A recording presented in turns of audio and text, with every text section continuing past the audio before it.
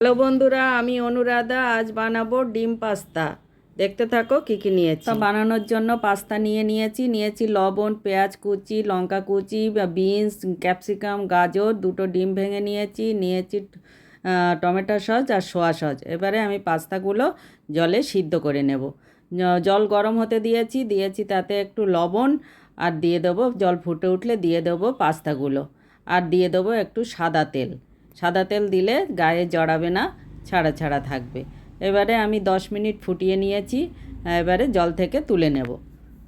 তুলে নিয়ে আমি এবার কড়াইতে সাদা তেল দিয়ে দিয়েছি সবজিগুলো একটু ভেজে নিয়ে তাতে দিয়ে দিলাম লবণ দিয়ে আর একটু ভেজে নিয়ে তাতে দিলাম পেঁয়াজ আর লঙ্কা কুচি দিয়ে আরও একটু ভেজে নেব।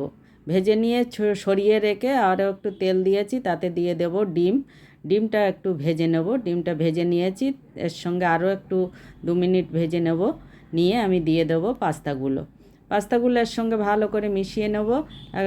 আর এবারে দিয়ে দেবো সোয়া সস আর টমেটো সস দিয়ে এটাকে আরও 2 মিনিট আমি ভালো করে মিশিয়ে ভেজে নেব। ভেজে নেওয়া হয়ে গেছে। এবারে আমি নামিয়ে নেব। রেডি হয়ে গেছে আমার পাস্তা।